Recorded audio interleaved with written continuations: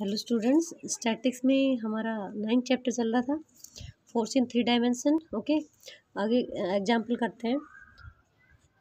9th chapter में force in 3 dimension, जिसमें एक एक्सरसाइज आपका, उसमें कुछ क्वेश्चन और कुछ एग्जांपल्स हो चुके हैं। तो देखिए, 2 forces P and Q act along the straight line whose equation आ रही है। आपके पास 2 फोर्सेस दे रखे हैं, जो पी और क्यू फोर्सेस हैं, 2 लाइनों के अलोंग एक्ट कर रहे हैं।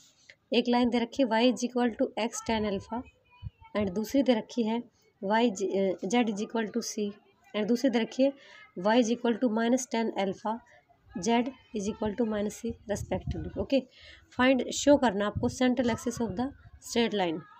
ये आपकी स्ट्रेट लाइन की जो सेंट्रल एक्सिस है वो इस पे लाई करे।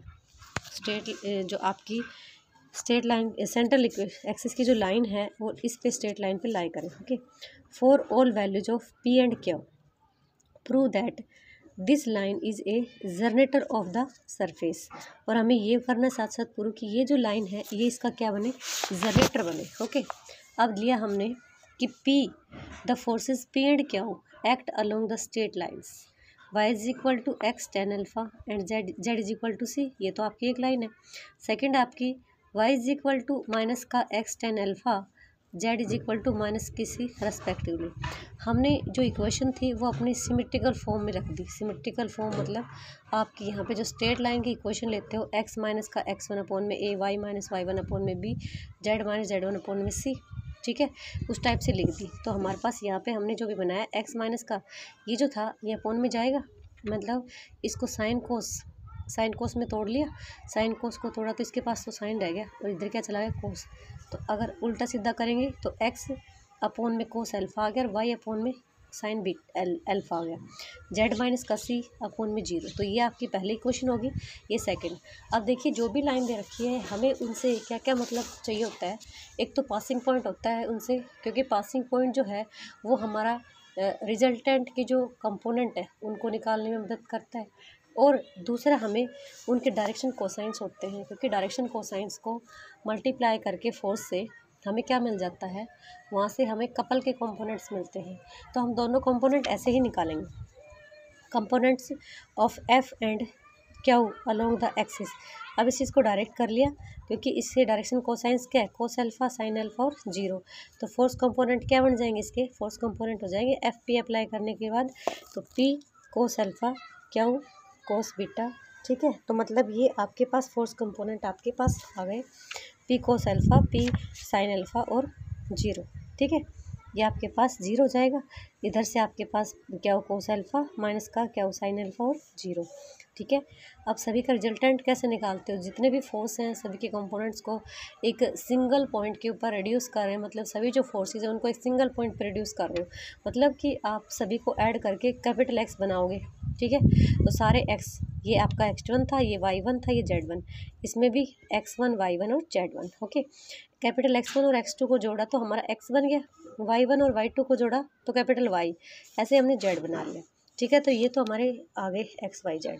अब हमें उसके कपल के मोमेंट और निकालने हैं। इसको क्या लेते हो, आई कैप L1 प्लस में जितनी भी लाइन होती है उसके रिगार्डिंग लेते हैं, ये LI L1 L2 L3 इतने उसी के अलोंग चलते हैं। तो यहाँ पे हमारे पास 2 लाइनें, तो L1 और L2 लगेंगी, ठीक है। तो आई कैप L1 प्लस में J M1 प्लस में K N1। ओके, तो डिटरमिनेंट फॉर्म में लेते हैं इसको आई जे के, और ये जो क्या लेते हो, ये इस लाइन का, पहली लाइन का पासिंग पॉइंट और इसके फोर्स कंपोनेंट हमने दोनों निकाल लिए। तो डालेंगे इसको, एक्सपेंड कर देंगे। एक्सपेंड करने के बाद दोनों तरफ से पहले आई के कंपोनेंट इक्वेट करेंगे, फिर जे के, फिर किसके, के तीनों को कर लिए। करने के बाद हमने किस में लिया, सेकंड फोर्स लिया।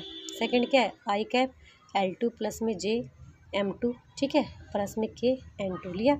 इसमें भी आई जे के L X2 Y2 Z2, ठीक है, सभी को डाल दिया। डालने के बाद देखिए एक्सपेंड किया। एक्सपेंड करने के बाद दोनों तरफ से वैल्यू इक्वेट कर दी। तो इक्वेट करने के बाद हमारे पास ऊपर से तो L1 M1 N1 आया, नीचे से L2 M2 और N2 आया, ठीक है। अब उनका भी रिजल्टेंट निकालेंगे, तो L निकालोगे, L आपके पास क्या हो जाएगा, सभी L जो है उनका सम करोगे, M में सभी M का सम, ऐसे ही N में सभी N का sum. Equation of central axis आपके पास क्या होती है, L minus y z minus minus plus z y upon में एक्स, ऐसे ही एम माइनस में जेड एक्स माइनस बाहर माइनस है प्लस एक्स जेड अपॉन में वाई, और एन माइनस में z y z x y minus में वाई एक्स अपॉन में जेड। ठीक है, इसमें हमने सभी की वैल्यू डाल दी। ओके, सभी की वैल्यू डालने के बाद क्या किया, दो दो को लेके सोल्व कर देंगे। हमारे पास तीन चीज़ें इक्विवेलेंट है ना, तीन चीज़ों को रखा है प्रोपोर्शनल, तो हम वहाँ पे दो दो चीज़ों को लेके सोल्व करेंगे। तो पहले ले लिए फर्स्ट लास्ट टू मेंबर ले लिए। ठीक है, लास्ट टू को लेके हमने सोल्व किया। देखिए ये लिया, तो आर पर गुणा करोगे तो ये इसके साथ जाएगा तो 0, तो आपके पास खाली क्या बच जाएगा, ये बच जाएगा। ठीक है, यहाँ से मैंने ये वैल्यू निकाल दी। ओके, उसके बाद मैंने कौन सी वैल्यू ली, पहले दूसरी ले ली। देखिए मैं इसको वाई बाई एक्स कर सकती हूँ, तो वाई बाई एक्स करूँ तो मैं ये हो जाएगा पी माइनस का क्या हो अपॉन में पी प्लस क्या हो इंटू में tan अल्फ़ा। ओके, फिर उसके बाद हमने फर्स्ट टू मेंबर लिए, पहले दो मेंबर को लेके सोल्व किया, यहाँ से मैंने जेड बाई सी की वैल्यू निकाल ली। ठीक है, इक्वेशन नंबर 1 और 2, ये हमारे पास दो रिजल्ट पूछ रखे थे, वो दोनों रिजल्ट तो आ गए, लेकिन उसके बाद हमारे पास और भी कुछ पूछ रहा था कि इक्वेशन को ना इस टाइप से generated, prove that this line is generated on the surface, इस सरफेस के रिगार्डिंग जनरेट करें। ठीक है, तो इसका मतलब क्या है, इसका मतलब सीधा सीधा ये है कि देखिए इसमें हमारे पास क्या नहीं दे रखा, इसमें हमारे पास पी और क्यू फोर्स नहीं दे रखा। तो आपने यहाँ पे जो रिजल्ट 1 और 2 बनाए हैं, हम क्या कोशिश करेंगे, इन दोनों रिजल्ट से अगर अल्फ़ा और बीटा को एलिमिनेट करना, पी और क्यू को एलिमिनेट कर दे तो हमारी रिक्वायर्ड लाइन आ जाएगी। ठीक है, तो also surface generated to the central axis is obtained eliminating P and Q, P और क्यू फ्रॉम इक्वेशन से। तो पहली इक्वेशन ये फर्स्ट वाली उठा ली इक्वेशन, मैंने यहाँ पे जो tan अल्फ़ा था उसको साइन कोस में डाल दिया, दोनों तरफ इधर कर दिया। ओके, ये हो गया। ठीक है, ऐसे जेड का था तो जेड का ऊपर से इसको खोल दिया और इसको हल्का सा चेंजमेंट कर दिया।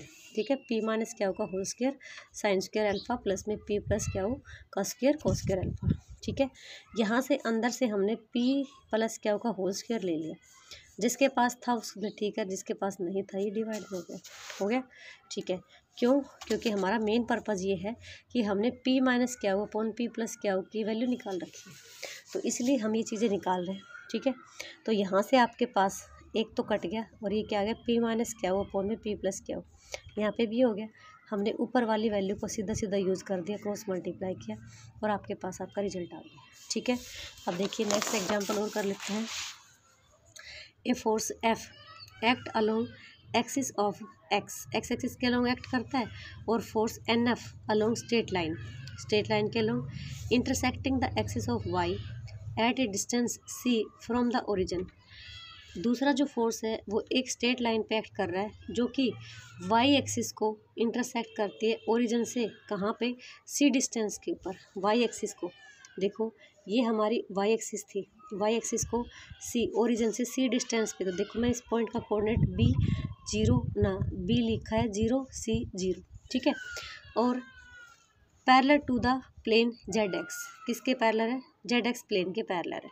ठीक है, तो show that as this straight line turn around the axis of y, the central axis of the forces generate the surface, इसको जनरेट करें। ओके, मतलब घूम फिर के आपको निकालना वही, आपको सेंट्रल एक्सिस की इक्वेशन ही निकालनी है। दो लाइनें दे रखी है, एक एक्स एक्सिस एक जो लाइन दे रखी है, तो हमारे पास यहाँ पे किस चीज़ की कमी है, हमारे पास ये है कि दूसरी जो लाइन है जिसके अलोंग एन एफ फोर्स लग रहा है वो लाइन नहीं है, तो हम उस लाइन की इक्वेशन निकालेंगे। लाइन की इक्वेशन निकालने के लिए आपके पास क्या चाहिए, लाइन की इक्वेशन निकालने के लिए उसके पासिंग पॉइंट चाहिए। अब पासिंग पॉइंट तो हमें निकालने पड़ेंगे, साथ साथ इसने कहा कि वो जेड एक्स प्लेन के पैरेलल है।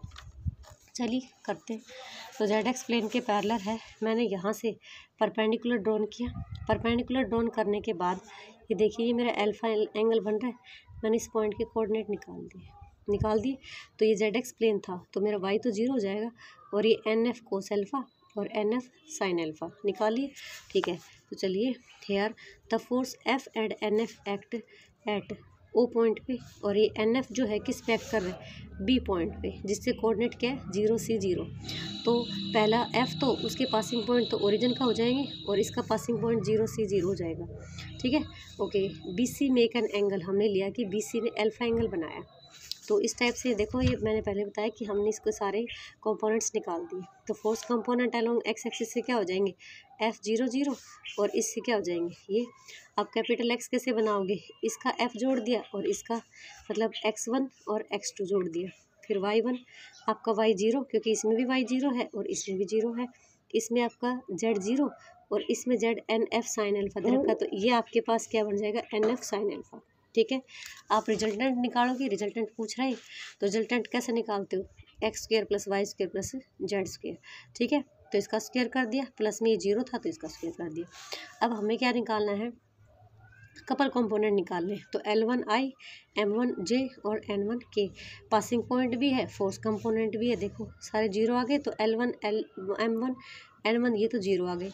दूसरे में हमने लिया L2 M2 और N2, इनके रिगार्डिंग आ गए। तो आपके पास देखिए इक्वेट करा, इक्वेट करने के बाद यहाँ पे हमारे पास L2 की वैल्यू है और N2 की वैल्यू है, ले ली। डालने के बाद हमने कैपिटल L बना दिया, सबको जोड़ के M बना दिया, N बना दिया। अब इक्वेशन ऑफ जो सेंट्रल एक्सिस है हमने उस पर सभी की वैल्यू डाल दी। ठीक है, डालने के बाद देखिए तीनों इक्वेट हो गए। तीनों इक्वेट होने के बाद इनको धीरे धीरे सोल्व करेंगे। अब ये देखो तीनों इक्वेटिंग है, तो हम यहाँ से बार बार कह रहे हैं कि 2 को ही लेते हैं। ठीक है, तो हमने यहाँ पे 2 एलिमेंट को लिया, एक बार 2 को लेके सोल्व किया, तो हमारे पास जो रिक्वायर्ड इक्वेशन थी वो आ गई। उसके बाद कह रहा है मतलब इक्वेशन ऑफ सेंट्रल एक्सिस आ गई। अब दोबारा से हमें कह रहा है कि इसके निकालने हैं। अब आप एक बात देखिए, सेंट्रल एक्सिस की जो इक्वेशन है उसमें साइन अल्फा और कोस अल्फा आ रहा है ना, लेकिन साइन अल्फा और कोस अल्फा तो हमने अपनी ज़रूरत के लिए डिफाइन किए थे, हमने इसकी ज़रूरत के हिसाब से थोड़ी ना लिए थे। तो हम क्या करेंगे, अब हमारे पास ये भी काम बच गया कि हमें इन सब को क्या करना है, हटाना है। ठीक है, क्योंकि तब हटाओगे तभी तो हमारी जो रिक्वायर्ड इक्वेशन है जनरेटर की वो मिलेगी। तो पहले ले लिया हमने फ्रॉम 1 से, पहले जो पीछे वाली थी उससे 1 से ले लिया। ओके, ऐसे हमने 2 से ले लिया।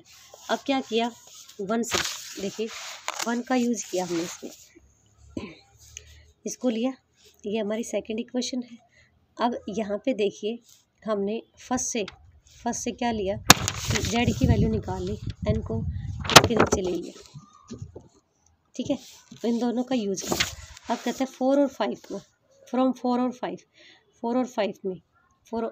5 में आपके पास क्या बन जाएगा, 4 और 5 में हमारे पास ये हो गया, ये चीज़ कट के आ गई। और यहाँ से इन दोनों से ये देखो कॉमन ले लिया मैंने, ये चीज़ कॉमन ली ना, तो ZY(x) कॉमन, इसमें तो ZY(x) है और ये आपका C - y, ये देखो दोनों जगह है ना, मैंने इसको वो कर दिया, घटा दिया। ठीक है, ले लिया। तो अब आपके पास ये चीज़ आ गई। ठीक है, अब आर पार गुणा किया, आर पार गुणा करने के बाद ये चीज़ आ गई। ठीक है, हमने क्या किया, 6 और 3 जो था ये था, दोनों को स्क्वायर करके ऐड कर दिया। इसमें आपका Z साइन अल्फ़ा प्लस में X कोस अल्फ़ा था, उसमें Z साइन अल्फ़ा माइनस में X साइन अल्फ़ा माइनस में Z कोस अल्फ़ा था। जैसे ही स्क्वायर करके ऐड करोगे आपके पास साइन और कोस जो है वो एलिमिनेट हो जाएंगे और आपकी वो रिक्वायर्ड इक्वेशन मिल जाएगी। Okay, thanks.